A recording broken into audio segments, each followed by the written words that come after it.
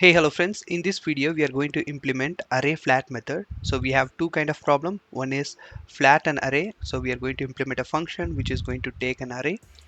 The array can have n number of depth. So we are going to flat that array like this. And another problem is with the depth.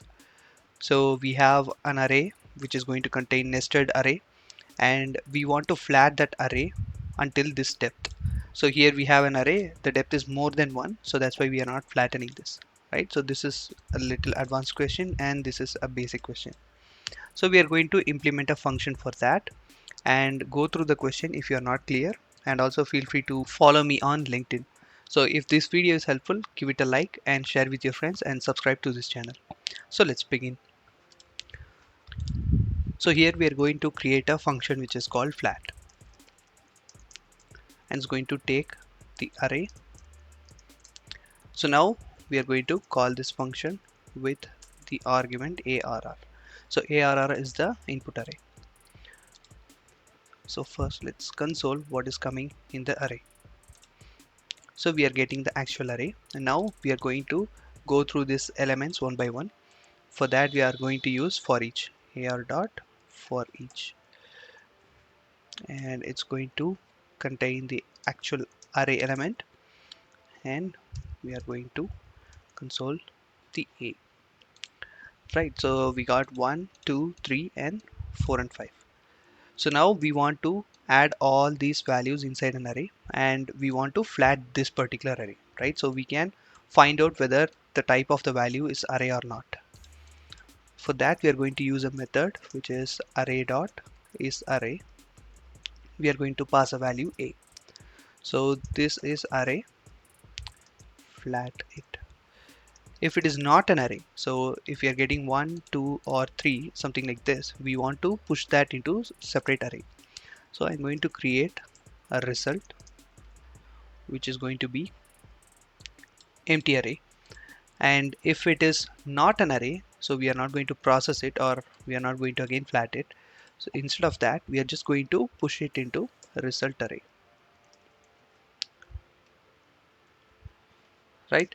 But if we get a value which is array, then we have to again flat it, right? So we have to go through this value and again we have to push it inside the result.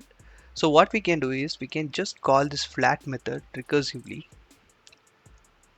okay, and just pass the value a.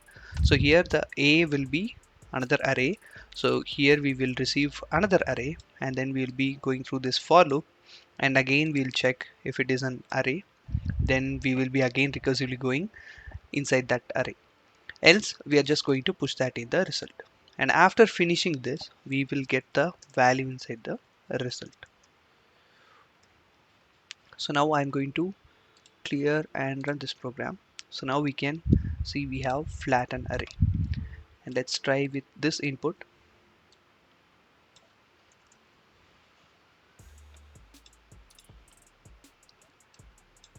Great, so it is working.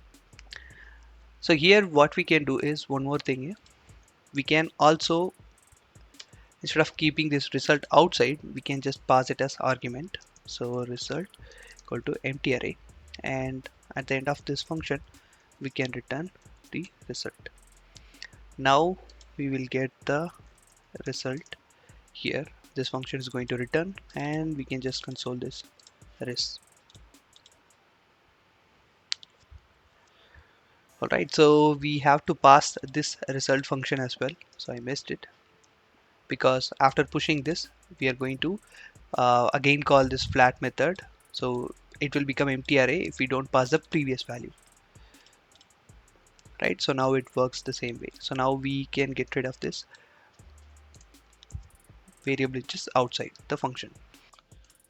For the second problem, I'm going to create a separate video. Meanwhile, you can give it a try if you can implement this flat method with depth.